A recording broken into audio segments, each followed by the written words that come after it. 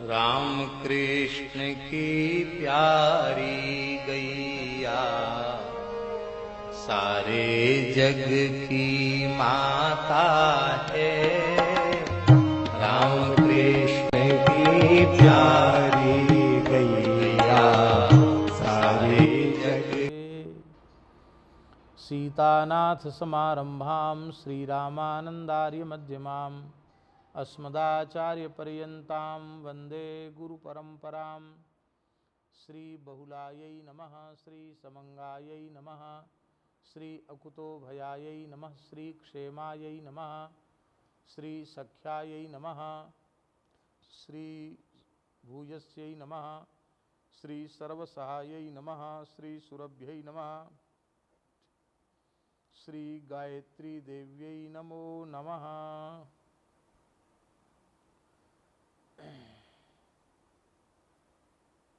हरिशरणम।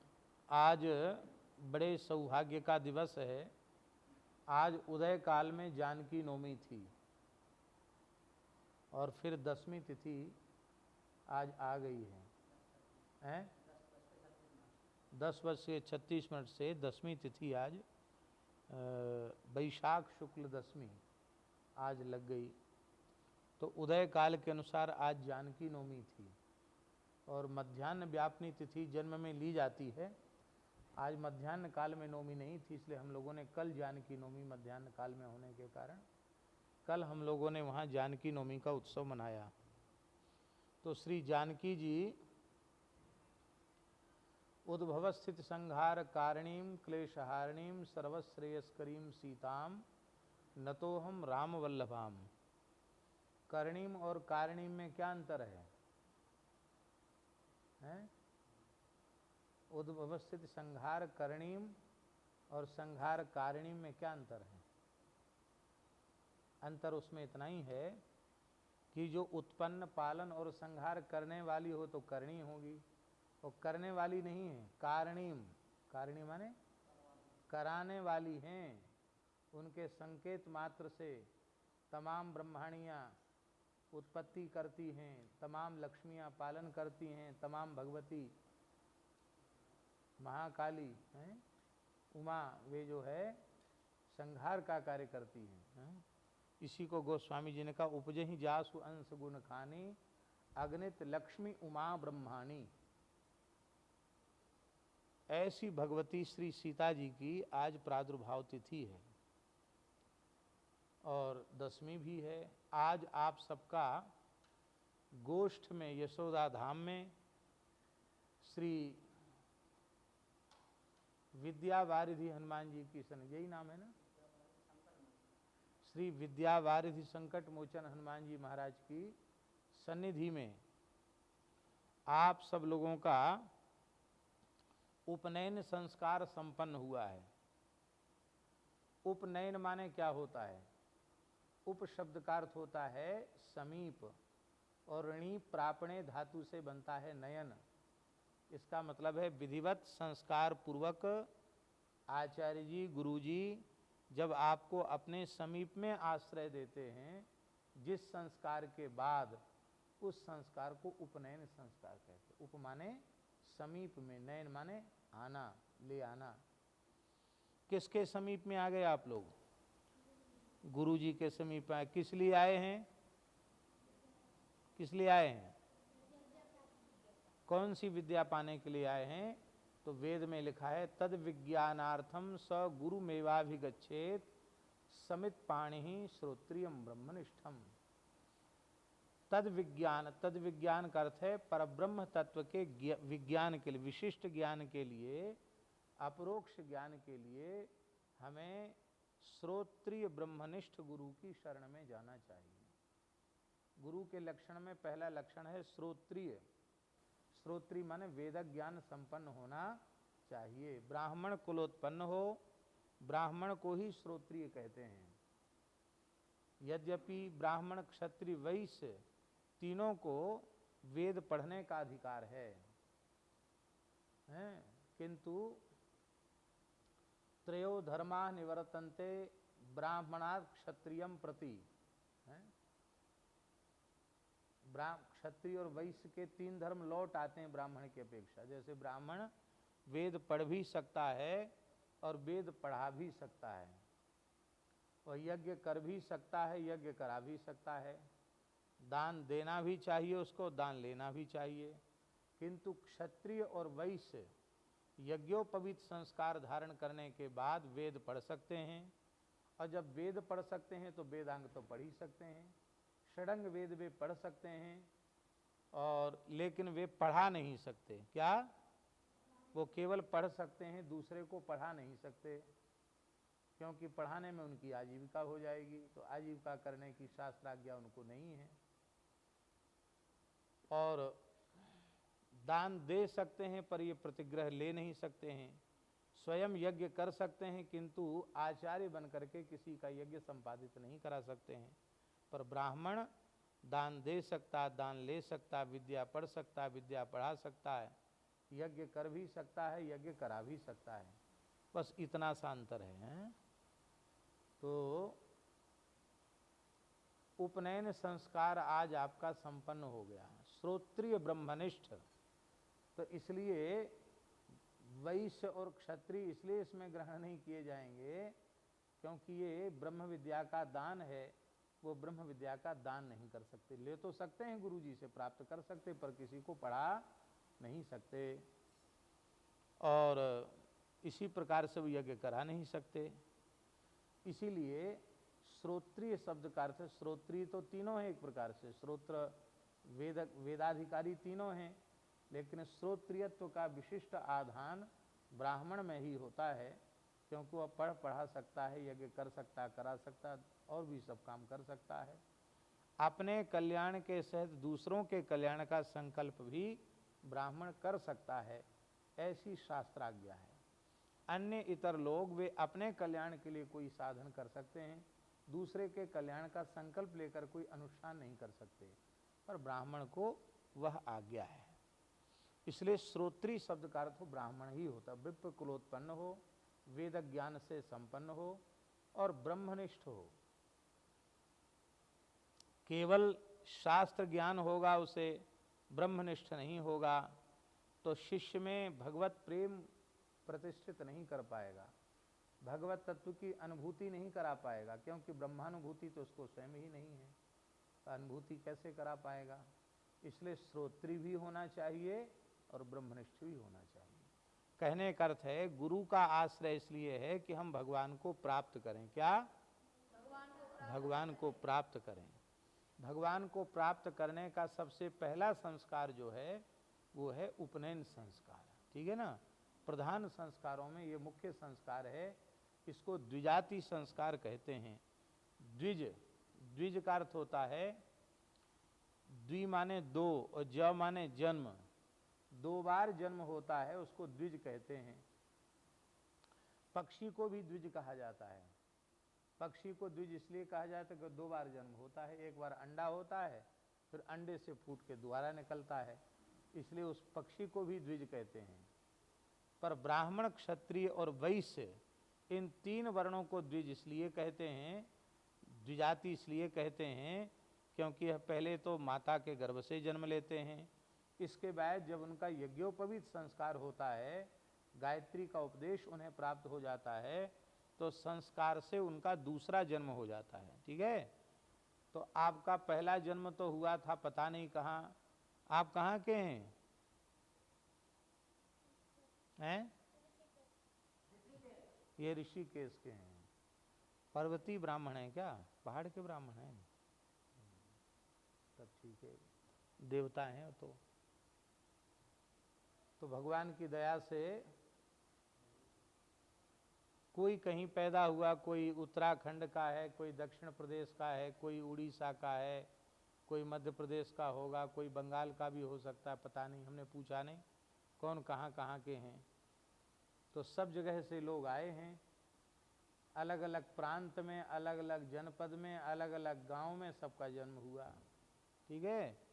लेकिन ये दूसरा जो संस्कार वाला जन्म है वो आपका ब्रजभूमि में हो गया, यशोदा धाम में हो गया। ये कामवन का क्षेत्र है, इसको आदि वृंदावन कहा जाता है। इसको क्या कहा जाता है? आदि वृंदावन, वृंदा देवी का मंदिर यही है।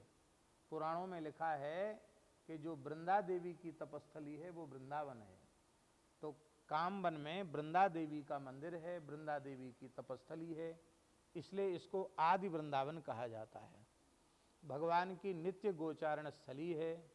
ऐसे आदि वृंदावन में, यशोदा धाम में, सदगुरुदेव भगवान श्री गणेश दास जी भक्तमाली जी वेद विद्यालय में, आपका विद्या वारिधि श्री हनुमान जी की सन्निधि में, पूज्य आचार्य जी के कृपा से आप लोगों का दूसरा जन्म हुआ है, ठीक है ना। तो अब दूसरे जन्म से आप लोग ब्रजवासी हो गए। कहाँ के हो गए?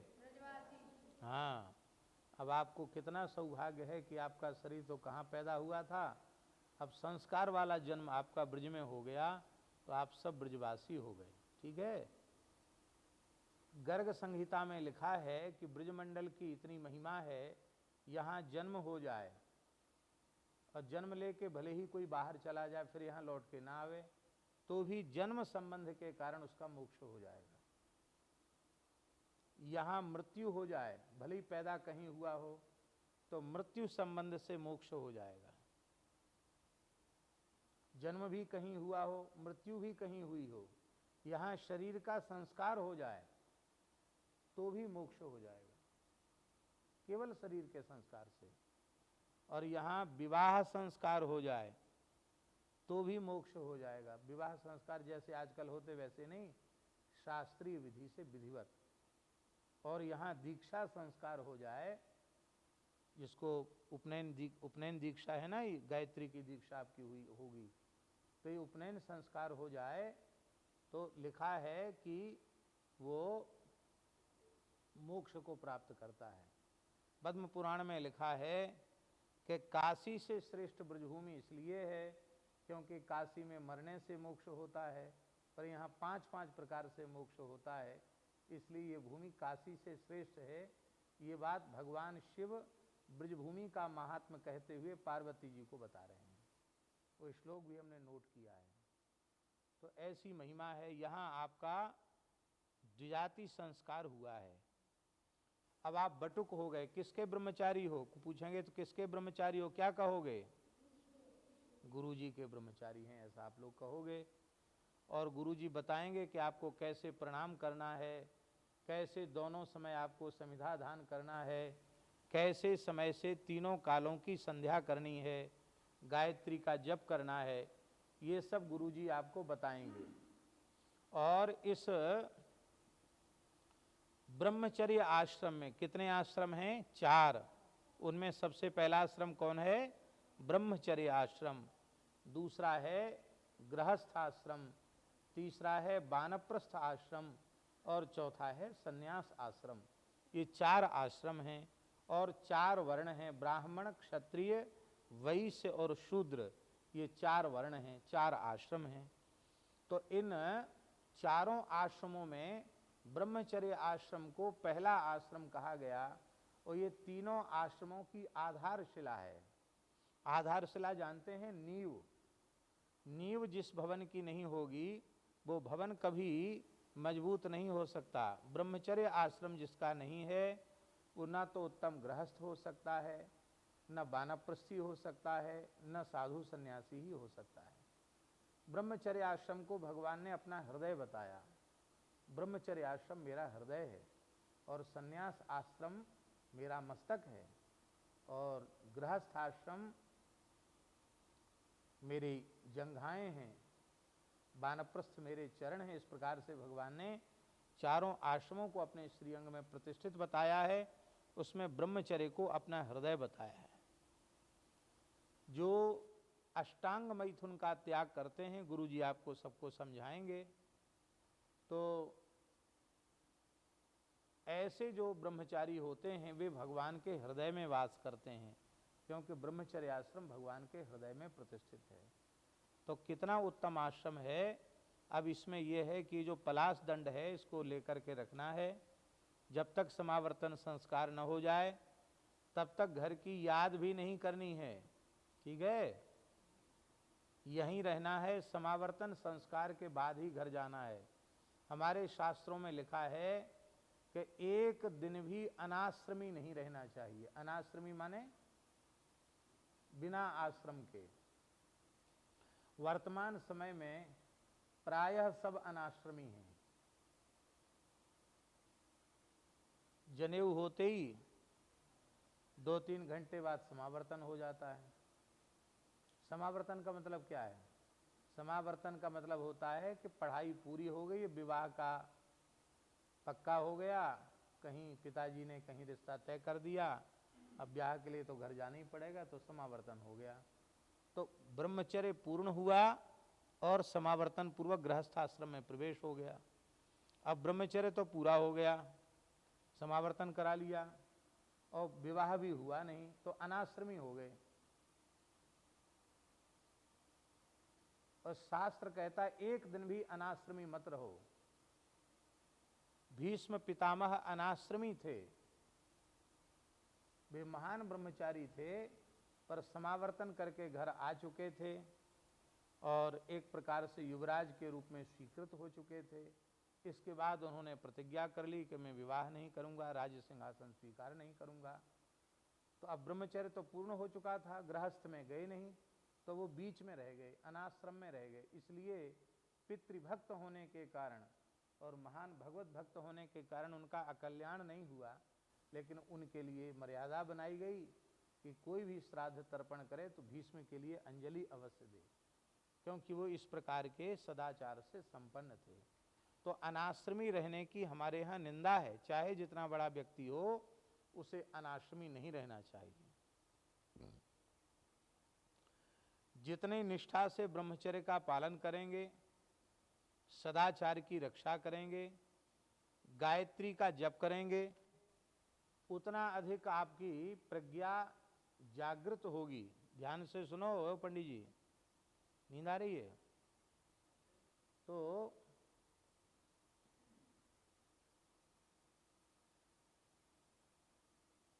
उतना अधिक आपको सरस्वती की कृपा प्राप्त हो जाएगी, उतने जल्दी आप अच्छे पंडित बन जाएंगे, अच्छे विद्वान बन जाएंगे। ठीक है?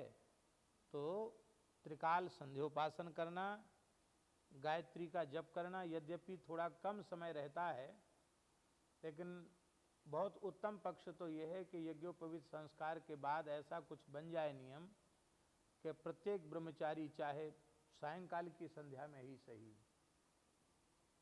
10 माला गायत्री का जप करे। सवेरे तो 1 माला हो ही जाता है, मध्याह्न में भी 1 माला हो जाती है, तो रात्रि में 10 माला जप करे। थोड़ा समय तो लगेगा, लेकिन यदि ऐसा करके इनको पढ़ाया जाए तो पढ़ाने में जितना श्रम करना पड़ता है इसकी अपेक्षा कम श्रम करना पड़ेगा, और ये बहुत जल्दी शास्त्र ज्ञान से, श्रुति ज्ञान से संपन्न हो जाएंगे, ऐसा हमारा विश्वास है। ठीक है? तो गायत्री की बड़ी भारी महिमा है। गायत्री वेद माता है। गायत्री मंत्र का जैसा गुरुजी बताएंगे वैसा जप करना है।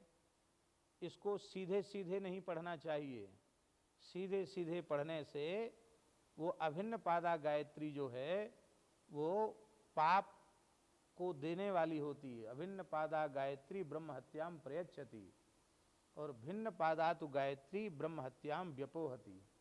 इसलिए जप करते समय 4 भाग करके जप करना चाहिए। पहले व्याहति, फिर वरेण्यम तक, फिर धीमहि तक, फिर अंतिम प्रचोदया तक। इस तरह से 4 खंड में जप करना चाहिए। 5-7 मिनट ज़्यादा ही लग जाए तो कोई समस्या नहीं है, पर ऐसे जप करना चाहिए। और जप के समय वरेण्यम न बोल करके वरेणियम ऐसा बोलना चाहिए। क्या बोलना चाहिए? वरेणियम। ध्यान रखने की बात है, केवल पाठ काल में वरेण्यम और जप काल में वरेणियम ऐसा बोलना है। तो इस सावधानी से आप गायत्री का जप करेंगे तो गायत्री भगवती का दिव्य प्रकाश आपके जीवन में होगा और आपके पूर्व संस्कार जागृत हो जाएंगे। आप सब ऋषियों की संतान हैं, ऋषियों का अनुग्रह आपको प्राप्त हो जाएगा और आपको शास्त्र ज्ञान जल्दी होगा। गुरुजी जितने ज़्यादा प्रसन्न होंगे उतने जल्दी विद्या आएगी। गुरुजी प्रसन्न कैसे होंगे? कैसे होंगे प्रसन्न गुरुजी? दो काम से होंगे। एक तो वे जो आज्ञा दें उस आज्ञा में बिल्कुल सोचो विचारो नहीं, जो आज्ञा दें तत्काल उसका पालन करो, श्रद्धा पूर्वक पालन करो, जो आज्ञा। आज स्वामी राम सुखदास जी महाराज अपने प्रवचन में बोल रहे थे कि गुरुजन आज्ञा देवें और तत्काल उसे स्वीकार करता है तो आज्ञा पालन की शक्ति गुरुजी के आज्ञा के साथ ही उसको प्राप्त हो जाती है। अब मिनट 2 मिनट 3 मिनट चिंता में विचार में पड़ गया, क्या हाँ बोलें कि ना बोलें, बस फिर तो जय सिया राम, फिर वो शक्ति नहीं रह जाती है। इसलिए दो चीज से गुरुजी प्रसन्न होंगे। पहले तो जो भी वे कहें, जो आज्ञा, हाथ जोड़कर क्या कहना, जो केवल कहना नहीं, पालन करना आज्ञा का। खाली कह दो जो आज्ञा वो पालन करो नहीं, ये कहना। और दूसरे जो वो पढ़ाएं उनके पढ़ाए हुए पाठ को दोहराना। आजकल पुस्तकें छपने लग गई हैं, पुराने जमाने में पुस्तक नहीं छपती थी, तो सुन करके ही सारी विद्या ग्रहण की जाती थी। गुरुजन पढ़ाते थे मंत्र और विद्यार्थी याद कर लेते थे, सूत्र पढ़ाते थे वो याद कर लेते थे। प्राचीन काल में बटुक ब्रह्मचारी एकश्रुति होते थे। कैसे होते थे? एकश्रुति जानते हैं? एक बार सुनते उनको कंठस्थ हो जाता था। इतना पवित्र उनका जीवन होता था कि एक बार सुनते ही उनको विषय कंठस्थ हो जाता था। उनको एकश्रुति कहा जाता है। महर्षि बोधायन थे हमारे पूर्वाचार्य, रामानंद संप्रदाय की परंपरा के पूर्वाचार्य, महर्षि पाणिनि के गुरुजी कात्यायन, और महर्षि कात्यायन और महर्षि पाणिनि के गुरुदेव महर्षि बोधायन, जिनका बोधायन सूत्र है और बोधायन वृत्ति है विशिष्टाद्वैत के ऊपर। तो बोधायनाचार्य जी महाराज, उनको ऐसा दिव्य ज्ञान हो गया कि वो मौन हो गए। बोले मौन क्यों हो गए? तो गुरु माता से पूछा, बोधायन जी की जो पत्नी थी उनसे पूछा, ब्रह्मचारियों ने, उधर मिथिला की बात है, बोधायन सर स्थान है, कितने ब्रह्मचारी पढ़ते थे उनके यहाँ? 10,000। कितने पढ़ते थे? 10,000 का पोषण करते थे, वो कुलपति थे। 10,000 बटुक जहां हो उसको कुलपति, उस आचार्य को कुलपति कहा जाता है। तो माता जी से पूछा कि गुरुजी ने पढ़ाना बंद क्यों कर दिया? बोले अब उनको ऐसा ज्ञान हो गया कि उनका ज्ञान कोई ले पाएगा नहीं, तो सोचते वाणी व्यर्थ क्यों जाए, इसलिए बोलना बंद कर दिया। ऐसा कोई बटुक खोज के लाओ कि जो एक बार मुंह से निकले वो याद कर ले, तो वो पढ़ाना शुरू करेंगे, तो दूसरों को भी फायदा हो जाएगा, लाभ मिल जाएगा। जब खोजने निकल पड़े, चलते चलते चलते चलते पटना के क्षेत्र में आए। पाटिलपुत्र पुराना नाम है। गंगा के किनारे एक गांव था, उस गांव में रुके। ब्रह्मचारी थे 2 बटुक। तो एक ब्राह्मणी के यहाँ अतिथि हुए। ब्राह्मणी बेचारी विधवा थी, उसके पति पधार गए थे। एक छोटा बालक था। इनकी उम्र कितनी है? 8वीं में लग गई है, तो ये तो बड़े हैं। वो 5 वर्ष का बालक था, वो रो रहा था।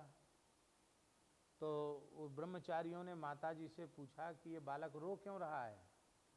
तो उन्होंने कहा कि इसके पिता तो पहले ही पधार गए, अब मैं अकेली हूँ, जैसे तैसे गुजारा होता है। गांव में एक नाटक हो रहा है, उस नाटक को देखने के लिए बालक मचल रहा है। नाटक देखने जाएगा। अब मैं मर्यादा में हूँ, मैं घर से बाहर निकल नहीं सकती, इसको कैसे नाटक देखने ले जाऊँ? तो ब्रह्मचारी बोले कि बालक रो रहा है तो हम लोग भी नाटक देखाएंगे, क्योंकि गुरुकुल में तो सुविधा है नहीं, यहाँ बाहर निकलें तो एक बार नाटक देख के आते हैं। उन जमानों में संस्कृत में ही नाटक होते थे, क्योंकि इस देश की मूल भाषा संस्कृत ही थी। तो रात भर नाटक हुआ और पूरी रात नाटक हुआ, और सवेरे जब वो आए, आकर के पूछा माँ ने बच्चे से, बालक से, नाटक देखा? बोले हाँ देखा। क्या देखा? तो सुनाओ, कुछ याद है? बोले हाँ सब याद है। तो नाटक के मंगलाचरण से लेकर उसकी समाप्ति तक जिस पात्र ने जो कहा था, 5 वर्ष के बालक ने रात भर का संवाद सुना दिया, जैसे कोई टेप रिकॉर्ड बोल दे ऐसे। तो वो दोनों ब्रह्मचारी जो थे वो सब जगह जगह घूम रहे थे सतुआ बांध के कि मिल जाए कहीं ऐसा कोई संस्कारी बालक। अब उनकी आंख से आंसू बहने लगे, रोने लगे। तो उस बालक की माँ बोली कि इस बालक ने रखता है रात्रि को कुछ अमर्यादा कर दी होगी, इसलिए आप लोग रो रहे हैं। आप लोग रो क्यों रहे? बोले हम दुख में नहीं रो रहे हैं, हम प्रसन्नता में रो रहे हैं कि एक ऐसा बालक मिल गया जिससे हजारों ब्राह्मणों को ज्ञान मिल जाएगा। कहाँ? बोले हम इनको महर्षि बररुचि माने बोधायन महर्षि की पाठशाला में हम पढ़ाएंगे। तो ब्राह्मणी रोने लगी, बोले हमारे जो पतिदेव थे वो भी वहीं के छात्र थे, हमारे ससुर जी भी उन्हीं के विद्यार्थी थे, अब हम तो इतने सामान्य हैं, हम कहाँ हमारा छोटा बालक वहाँ प्रवेश पा सकता है। बोले नहीं, ये बहुत संस्कार, इसको हमको दे दो। वो ब्रह्मचारी जैसे ही लेके पहुँचे, अभी जनेऊ नहीं हुआ था उस बालक का, उसी बालक का नाम हुआ कात्यायन। उसका नाम क्या हुआ? हाँ।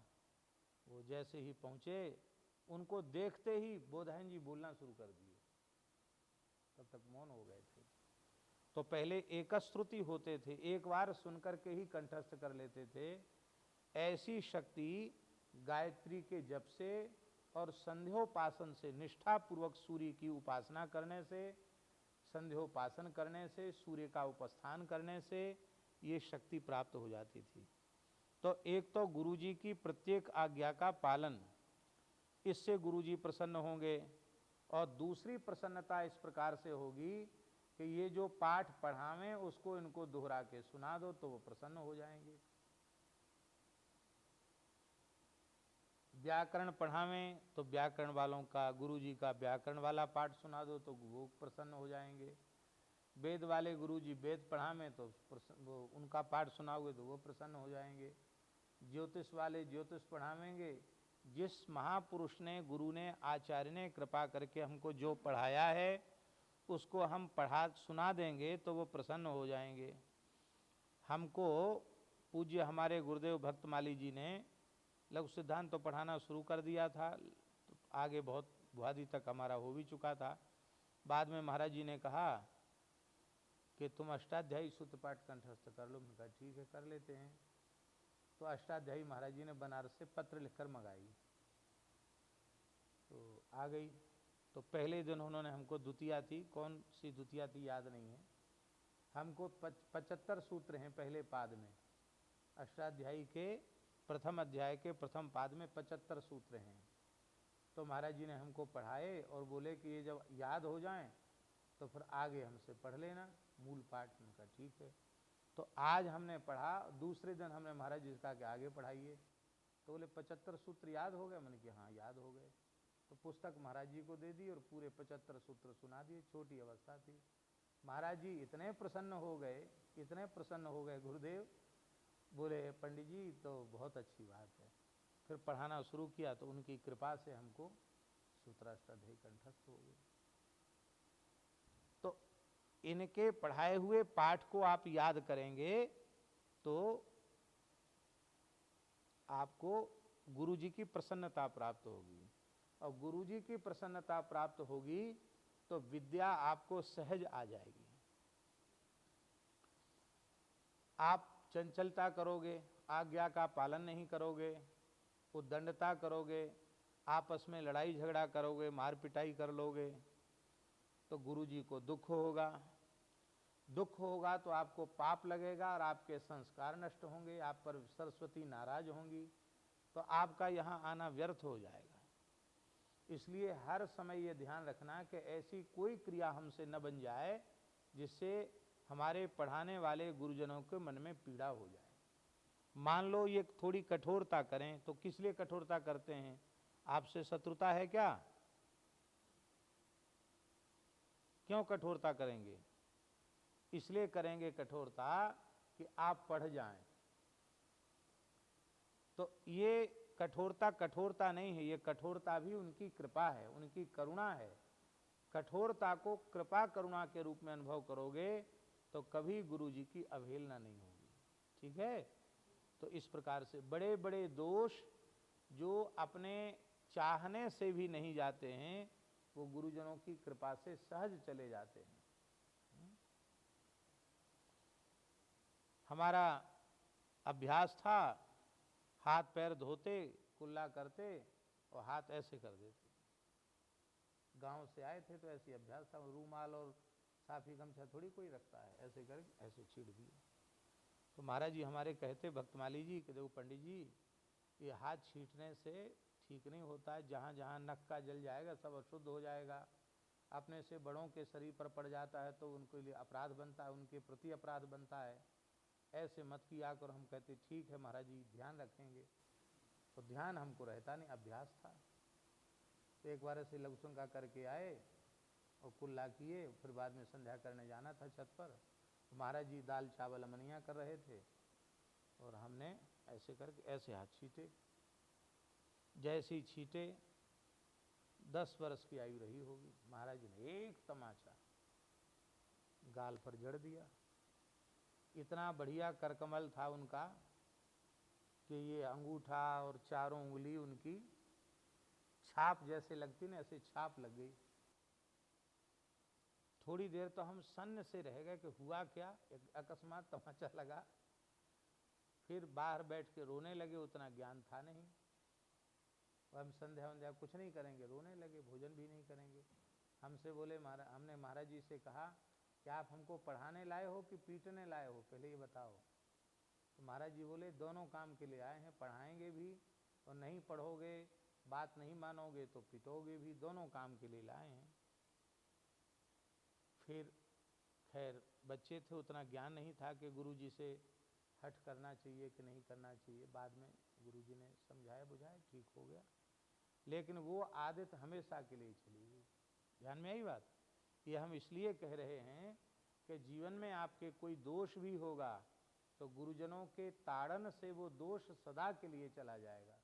तो हमारे जीवन की कोई बहुत बड़ी बुराई सदा के लिए हमको छोड़ के चली गई, इसमें हमारा अच्छा हुआ कि बुरा हुआ? क्या हुआ? इसलिए कभी ऐसा काम नहीं करना कि गुरुजी नाराज हो जाएं। दूसरे सबके प्रति प्रेम और सौहार्द का बर्ताव करना, निंदा चुगली इस सब से दूर रहना और समय से संध्योपासन करके वेद पाठ करना, यही आपको उपदेश है। बाकी आपको धीरे धीरे सदाचार संबंधी जो ज्ञान है, कैसे डोल डाल जाना है, कैसे हाथ धोना है, कितनी बार मिट्टी लगाना है, कैसे कुल्ला करना है, ये सब बात जरूर पढ़ानी चाहिए और ये धीरे धीरे इनको सिखानी चाहिए।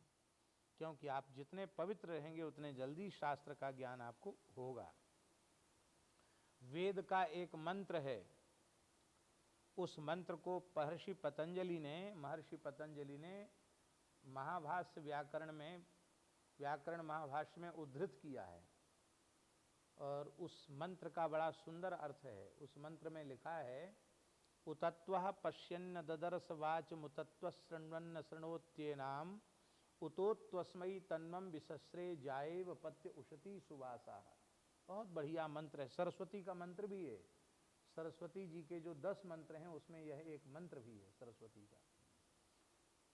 उतत्वः पश्यन्न ददर्श, एक व्यक्ति ऐसा है जो कहता हमने सारे शास्त्रों को देख लिया, पर उसने देखते हुए भी नहीं देखा। विद्या विषय को एक कहता हमने देख लिया, पर उसने देखते हुए भी नहीं देखा। एक कहता है कि मैंने सब सुन लिया, उसने सुनते हुए भी नहीं सुना। और एक ऐसे हैं जिनके लिए भगवती ब्रह्म विद्या वाग देवता सरस्वती इस प्रकार से अपना समर्पण कर देती है जैसे पतिव्रता नारी अपने पति को समर्पण कर देती। इसका मतलब है पतिव्रता नारी पति से छल कपट छिपाव दुराव नहीं करती है, अपने आप को पति को सौंप देती है।